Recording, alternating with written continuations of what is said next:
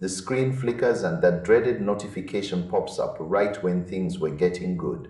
You were deep into a role play or a heartfelt conversation, and suddenly the flow is dead. It is the digital equivalent of a heavy door slamming right in your face. You feel that immediate surge of annoyance.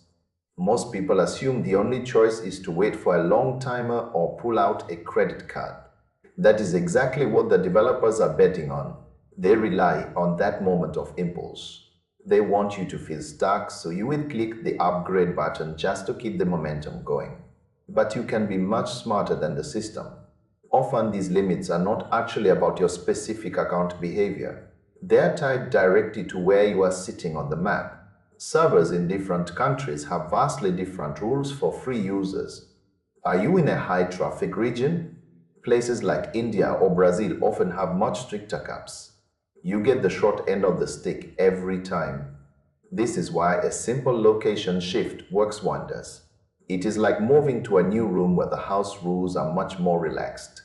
Use a virtual connection to bridge over to the States. You are essentially tricking the app into giving you better treatment. It is a simple workaround that takes less than a minute. But the real secret is in the restart process. If you leave the app open while you switch locations, the software stays confused. You have to shut it down completely.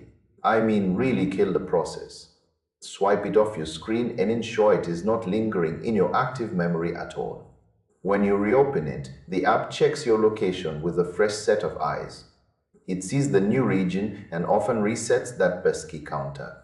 It is a great feeling to see those message bars fill back up instantly. If that fails, we have to look at the hidden files. Your phone is like a messy disk. It keeps little notes of everything you do in the background. Sometimes those notes get stuck in a loop. The app looks at a stale piece of data and thinks you are still out of tokens even after you change regions. That is why clearing the cache is so vital. It is not just about deleting digital junk. It is about forcing the app to rebuild its understanding of your session from scratch. Go into your system settings and find the application manager. Scroll down until you find the chat interface. Tap on it and look for the storage options. You want to hit that clear cache button. It feels satisfying, like a digital spring cleaning for your device. While you are in there, hit the force stop button too. This makes sure every single background process is halted. When you start the app again, it has to fetch your status fresh from the server. More often than not, this clears the error. You are back in the conversation as if nothing ever happened. It is a constant game of outmaneuvering the code. These apps are designed to push you toward a subscription model. That is the ultimate goal for any developer. They create these hurdles to see who will pay for the shortcut.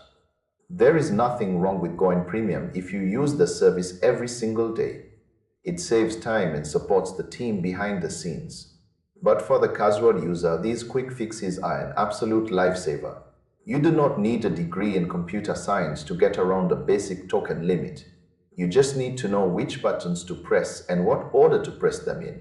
It is about taking back control of your own experience.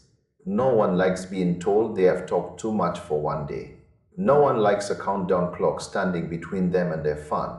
By using a location shifter and scrubbing your local storage, you bypass the gatekeepers entirely. It is a quick win that keeps your wallet closed and your chats open. Keep these steps in your back pocket for the next time the wall comes down. It is only a matter of time before the system tries to block you again. But now you have the tools to push right back and keep the dialogue moving.